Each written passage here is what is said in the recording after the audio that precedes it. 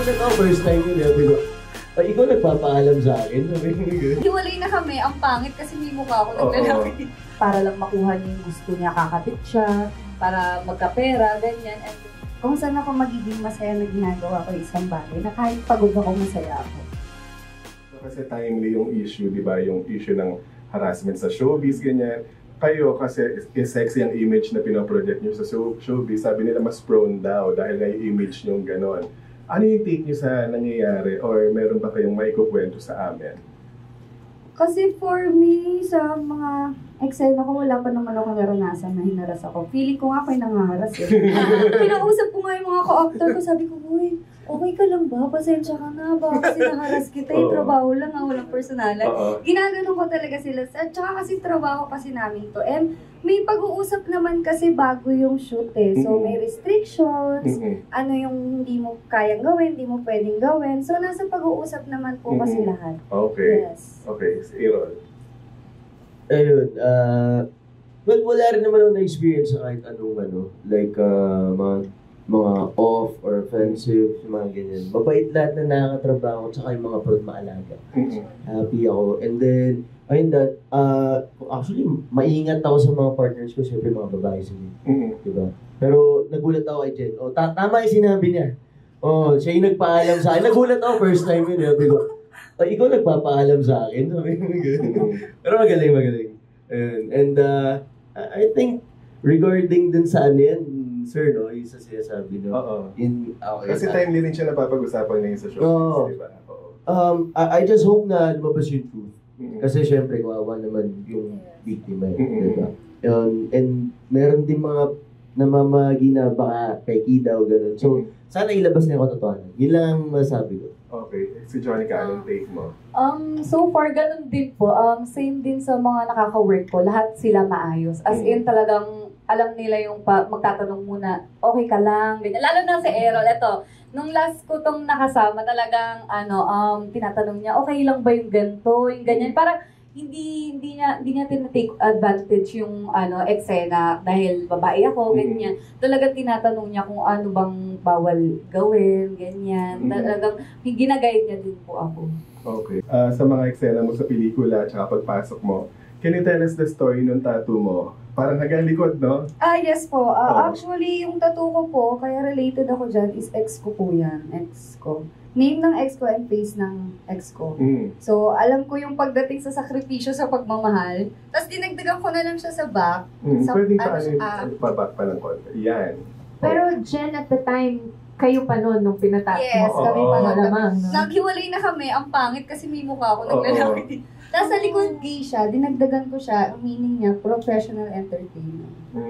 Yes, then ito may mga meaning din yan. Yung chrysanthemum, lucky flower ko, tapos koi fish, sakura, may mga meaning yung mga tattoo ko. Yes. Okay, sino nag-influence sa'yo na Bata pa lang kasi mahilig na ako sa tattoo, di ko din alam bakit. Tapos hinanap-hanap ko na yung sakit niya, hindi ko alam anong meron sa tattoo, nakaka-addict siya. Okay. Actually. Sabi nga rin nung mga, Question ko for Jen, kasi sila Angelica, nakakapunta na sila sa mainstream, di ba? Nagte-teleserye na rin sila. Gusto mo rin bang mapunta sa ganun? Opo. Gusto ko makita ang sarili ko sa mainstream. Bakit? Gusto ko. Dream come true. Dream come true na mangyari yun kasi etong pagpunta ko sa Viva, pag-artista ko, hindi ko rin akalain na mapupunta ako dito. Yung tadhana na nagdala sa akin dito at hindi ko alam na marunong ako umacting. Actually. Kaya sobrang grateful po ako and thankful na nandito. Okay. Thank you sa inyo tatlo and good luck. Movie, ano yung pinakamalapit na personal experience niya? Based doon sa movie, like kahit anong character doon. Well, syempre yung character ni Jen, siguro if I have to base that on my real life experience. Kasi umabot din naman ako sa point na binigay ko rin yung lahat dun sa tao. And ayun. Pero hindi naman siya eksakto na ginagamit lang din ako. Pero, alam mo yun, problems din. It's not just that worst. Yun. Sa naman po, based sa character kay Nona Marie, naman siya, parang wala akong halintulad talaga sa yun. Kasi siya, Para kukuhain niya ang lahat, kahit sino, anuhan niya, para lang makuha niya yung gusto niya, kakabit siya, para magkapera, ganyan. And then, lahat ng gusto niya, kahit na makakasira siya ng relasyon, kukuhain niya. Ganun yung ano niya. So, wala po akong halintulad sa sarili ko dun sa character ko na yun. Ako talagang si Faith po talaga. Sa pangalan pa lang Faith, sobra na din yung Faith na meron din talaga ako. And yung mga pinagdaanan din ni Faith, yung mga ginawa niya. Pero yung di ko lang ginawa dun yung huli. Hindi ko kasi kaya gawin yung gumante. Yes. Hinahayaan ko na yung kay God yung mga bagay-bagay. So, yun ang may tulad ko kay Faith, yung character niya na masakripisyo. And, yun. And anong takeaway niyo sa movie?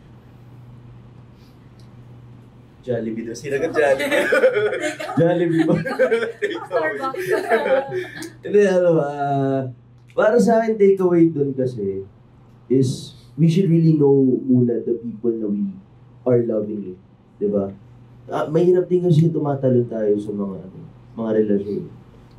Relationships, they take time. Love, they take time. So, as much as possible, bago tayo ma-in love, kilalanin muna natin. Kasi, tinan mo ending, noon na mabait sila eh. Okay sila. Pero di nga alam, gagamitin lang pala siya ni Raymond. Diba? So, mahirap. Yun yung takeaway ko. Ang takeaway ko, siguro bago ka makipagrelasyon, kailangan mo munang kilalanin talaga yung tao. Kasi hindi mo alam sa huli, baka i-take advantage ka. Like nung nangyari kay Mont and Faith, na tinake advantage niya si Faith kasi alam niyang mahal siya ni Faith. Ginamit niya to ng sobra. Kaya, ayun yung takeaway ko sa movie. Ako yung take away ko, silang dalawa. Hindi, ano ba? Ay, ako kasi Yun na rin siguro yung sagot niya. Yung kailangan mo munang kilalanin yung tao na kakasamahin mo. And hindi ko kasi, kailangan mong kilalanin kasi mahirap din eh. Hindi mo rin alam kung ano yung pinapasok mo. Ang hirap na din labasan once na pinasok mo na yung bagay. Lalo na pag mahal mo na. Yes. Pag nandun ka na doon, ang hirap na siya labasan. So, ayun. Labasan? Oh, sorry. Di ba rin dyan? Bad experience ako meron na. Madami na. Paano mo yan? Yung nakarelate ako dun sa scene nung nahirapan ako dun yung sinaktan ako ng physical ni Chad. Pero kasi kailangan ko internalize, ibalik yung naramdaman ko nung binugbog ako ng ex ko. So, nahirapan ako dun. Yun, naranasan ko yun. So, ayun. Okay naman. Time heals. Yes. So, okay naman ako now. Thankful nga ako na yung mga pinagdaanan ko sa life na mga bad, ito yung nagiging outlet ko, naiilabas ko siya on artistic side, no? Thankful ako na nailabas ko siya. So, feeling ko yun yung reason ba't ko din naranasan yung mga bad experiences sa life ko. Naging training ground ko yung buhay ko. Tapos sa pag-aartista. Actually, Marami ka nahugot. marami akong nahugot. Hanggang ngayon, madami akong hugot. Na-meet na namin si Jen sa si Road Fryer. Pwede magpakwento ko lang, Jonica. Background lang. How were you able to get into Viva, Max, what were you doing prior? Since 2016 pa, 16 years old ako, nagsishoot na ako. Galing po Star Magic. Nag-workshop ako ng Star Magic. And then, nag-stop lang ako ng showbiz. Dati po, nag-ano na ako ng shoot sa mga friend nila Julia Barreto, sa Vince Cat and James. And madami na din po ako, love to a last time before na, sa teleserye. Kasama ko din si Julia. Talaga nagsishoot na din po. And, nag-ano din po ako dati, commercials. Pero support lang po. Bata pa ako ng 15, ganyan. And then, nag-stop po ako. Excuse me, ma'am. Ilan taon ka na ngayon, ma'am? 24. Okay. Nag-stop po ako and then, nung nag-stop ako, nag-aral, and then pagbalik ko, eto po yung offer sa akin, Viva. Pero, nung pumasok po ako dito, akala ko, wholesome ang papasukin ko, puro ang offer ko, Viva Max. Kaya, ayun, no, after a year pa po ako tumanggap ng Viva Max. 1 year na ako nakapirma sa Viva. And then, the other year, dun lang ako tumanggap ng Viva Max na. Ganito sa'yo na yung Viva Max na inaalok sa'yo is you're gonna disrobe, mag-uubad sa computer at magpapala. 2022 po ako unang nag-sign. And then, 1 year, 2023 December na ako nag-shoot Viva Max. Madali po bang decision to na tasukin ng pagpapasexy? Para sa akin po, medyo hesitant ako talaga na, kasi year din ako dito manggap eh. Hesitant talaga po ako nung, syempre, baka makita ng parents ko, mga ganyan. Pero nung kinausap ko naman sila, kung okay lang, kung ano naman daw po yung gusto ko, at okay, masaya naman ako, gawin ko daw po. And then I try ito, Viva Max. Si Jen is as pinaka-popular na Viva Max art actress natin, no? Yeah, actually, Jen po, twice ko na siya naka-work. Being in the same movie with, but nandito ka ngayon sa pelikula, kasama siya, paano mo pinapatan yung maaaring maipakita ni Jen sa acting and, the other things? Ako po, ginawa ko po yung best ko talaga dito sa lahat. First na, kasama ko na din po siya TL eh. TL, and then, etong pangalawa, talagang ninan ko din po kasi alam ko naman, syempre, Jen Rosa to eh. Alam ko lang po yung kakayahan niya. So, eto, at saka yung mga ka-work ko naman din po, grabe. Tsaka si Direk Bobby, talagang, strict siya, pero talagang i-guide ka niya. Si Jen kanina may piece na, abangan na lang daw yung pelikula kung ano yung pinakita niya. Ikaw may ganun ka rin. Ay, meron po. Grabe yun. Grabe yung kaabang-abang. Panoorin niyo na lang. Okay. That's all po. Thank you po. Thank you. Okay, maraming salamat po. Sabi ko, ano kaya yung maganda? Gusto ko kasi may meaning eh. Sabi ko, ano kaya yung maganda? Pwede naman ako maging professional entertainer. Kasi parang, sa artista, professional entertainer na rin naman kami. So, yun. Yung mga tattoo sa kamay. Ito, rosary, para pag ma-feel ko na nakaganon na ako. Hindi ko siya makakalimutan talaga. Then this, God love family. Pag binaligtad mo siya, family love God. Then yung feather is freedom. Then, ano ba to? Yung pang-catch ng dream. Dream catcher. Yeah. Yan. Yun. So, yun lang. Tapos dito, butterfly. Nandito siya ngayon eh. Pero minsan nawawala. So yung pagtakip mo sa mukha nung dati mong karelasyon, yun yung sign na nag-move forward ka na. Yes po. Opo. And kailangan talaga. Kasi ang pangit nakikita. Nakikita dito, mukha niya talaga ang laki. Ako po yung mga comments nila na natutuwa ako yung ang galing mo na umarte, ang galing mo nagampanan yung istorya. Yun, kasi yung given na yung maganda, sexy ka eh. Pero ang importante po kasi may talent ka. Kaya mong gampanan yung mga binibigay sa'yo bilang artista. Pagdating naman po dun sa mga... Actually, pinagtatawanan ko na lang po yung mga sinasabi nila. Kasi yung mga ganun, at least, di ba, effective yung ginagawa namin. Ang dami po talaga as in. Pampatangkad ka ng kabataan. Kahit 33 na ako, tatangkad pa ako sa'yo. Madami pa po talaga, hindi ko lang masyadong sasabihin dito kasi basta ang dami po talaga. Naku, ano na naman? Ano na naman ako? Pasok na naman ako sa CR. Nakakailan na naman ako. Puro po ganun nababasa kong mga comment sa message request madami pa. Kaso, normal na po kasi yan eh. Iniisip ko na lang at least effective. Nakakatangkad pala yung ginagawa. So, hindi na siya, yung feeling mo na parang napapastos ka. Hindi, normal na yes, siya talaga. Tsaka Pilipino, totoo ako, mga Pilipino talaga. Maligo, sabihin mo. Kuha din talaga, actually. Ayun po. Alam mo, ganda-ganda mo dyan. Pero nababother lang ako dyan sa, sa tattoo mo, di ba? Paano ka nagsimula? I mean, inimagine mo na ba na papasukin mong showbiz balang araw and eventually magpapasexy ka? Actually po, hindi ko po talaga akalain na magiging artista ako. Kasi ito yung pangarap to na parang hindi ko na akalain. Kasi ABS-CBN tsaka GMA nawala na nung pandemic. Tapos biglang nagka-Viva Max. Actually, medyo chubby pa po ako nung nag-audition ako. So, may process siya.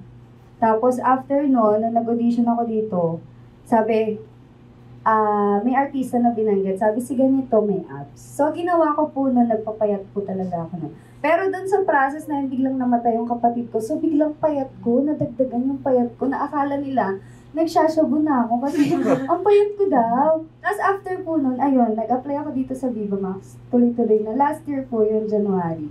parang talagang dinala po talaga ako ng tadhana dito talaga. Na may mga circumstances po kasi sa life ko na hindi ako mag-aartista kapag hindi nangyari mga, kasi kontento na ako sa life ko, pero nangyari po to, nangyari to. So wala akong choice, sige, mag-Viva Max ako. Ayun po. So in other words, ginawa mong outlet pag may pinagdadaanan ka, nagpapatato ka. Ito po, yung tato, actually parang gano'n na nga po. Kasi sa susunod, ang papatato ko naman yung brother ko. Balikan ko lang yung, kasi actually binanggit mo na kanina na ulila ka ng lubos. Your brother died 2022, 2022. He died of what? epilepsy. Oh my, tapos your parents? Parents ko, 2017, namatay si father. And yung mother ko, since 3, iniwan na kasi ako. So, hindi ko na alam. So yung mother mo, pwedeng buhay pa? Opo. Okay, pero iniwan ka 3 years old ka lang. Sinong nag-asikaso sa'yo? Sinong palakas? Stepmom ko po and my father. Tapos yung stepmom ko, may 2 anak. Yun, tinutulungan, nagkakausap. Yun. May naiwan naman po sa akin yung anak ng kapatid ko. Actually, kamukha niya. 3 years old. So, parang yun na yung naging blessing ko, naging ano ko. I-touch ko lang yung education mo. Anong tinapos mo? Ano po, nakapag-college po ako pero hindi ko po tinapos kasi bata pa lang breadwinner na ako. Ako na nag-aasikaso kapatid ko and my dad. Ayun. So, naabot ko Breadwinner lang. as what? Anong ginagawa Umabot mo? lang po ako ng first year college. Then, nagkaroon ng relasyon. Then, nag-try mag-business. Nag-networking po ako. Nag-traditional business. Hinanap ko po yung passion ko actually. Kung saan ako magiging masaya na ginagawa ko isang bagay na kahit pagod ako, masaya ako. Nag-try din po ako mag-makeup kaso naiinis ako kasi yung mini-makeupan ko po, hindi ko alam kung masaya siya sa makeup ko. Hindi kasi siya nagsasalita, sabi ko, shucks, hindi ko to passion. Pero nung nag-artista po ako, doon ko na-try. 2 days hindi po ako nag-shoot ng first shoot ko, pero hindi po uminit ulo ko. Ang saya ko pa kahit hindi ako na-shoot. Naka-makeup na po ako na buong araw, tapos di ako na-shoot. Okay lang, sige, bukas po ulit. Ano, So, hindi ka na-discourage? Hindi po. Tapos nung nag-acting po ako, sabi ko, shucks, grabe.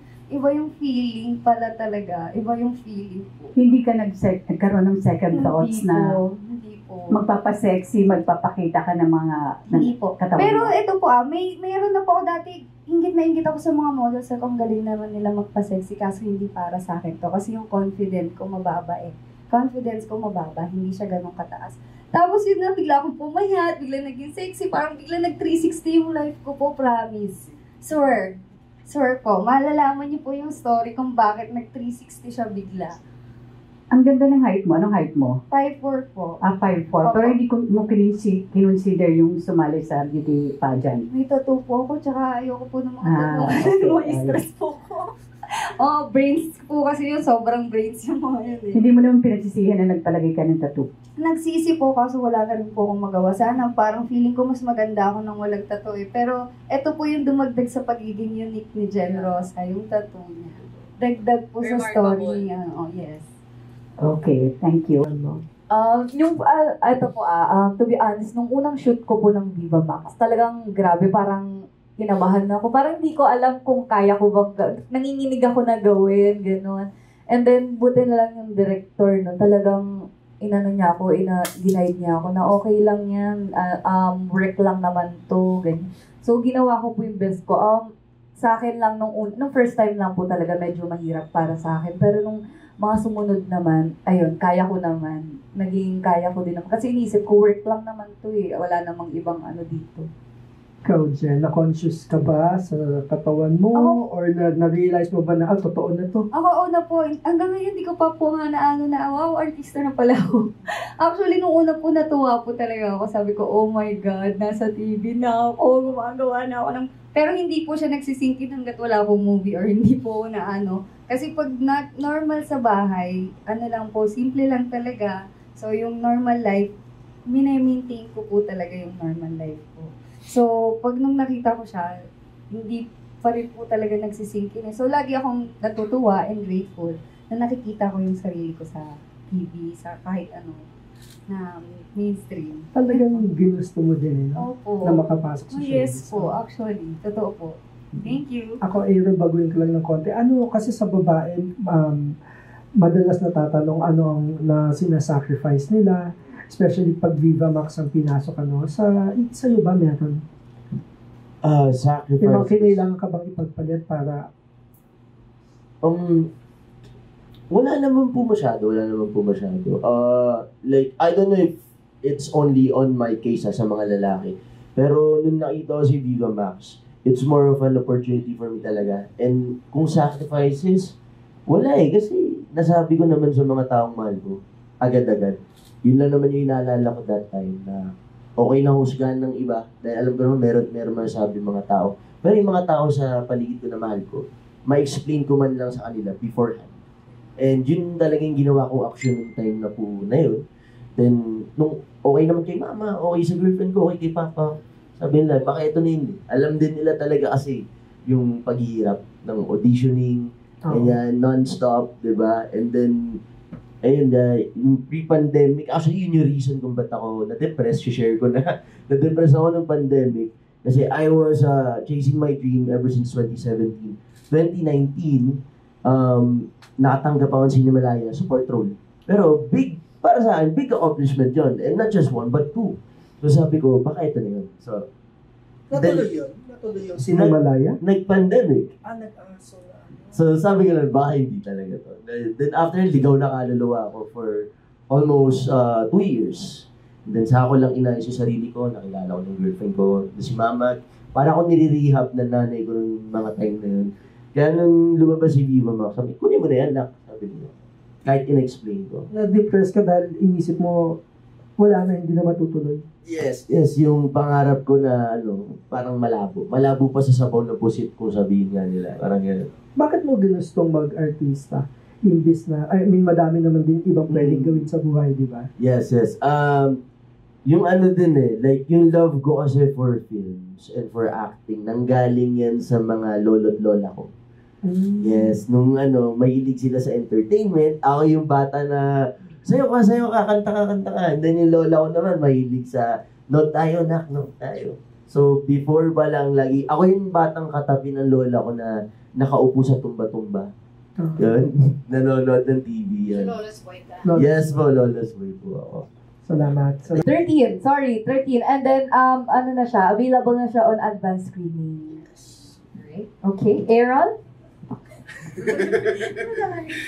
Hi guys, I'm Errol Carmelo and I'm inviting everyone na manood na this August 13 ng Backrider. And of course, kung meron naman tayong extra dyan, pang advance screening, bilhin nyo na. Dahil hindi kayo magsisisi, dahil isa itong obra maestro na naman ni Direk Bobby. Ayan, thank you so much. Ayan, iniimbitahan ko po kayong lahat this August 13 na manood ng Backrider. Only on Viva Max app, directed by Direk Bobby Bonifacio Jr. At kasama ko po dito sina Errol Carmelo, Johnny Calaso, Chad Alviar, at si Ivan Ponce. At hindi po kayo magsisisi sa pelikula, makaka-relate. At si si Mark Gabador with special guest po, nandun din po siya. Napakaganda po ng ginawa niyo. Huwag kakalimutan si Kuya Max. Yes, ayun po. Magugustuhan niyo po and thank you po sa mga sumusubaybay palagi sa amin. Ayan, maraming salamat po. Thank you.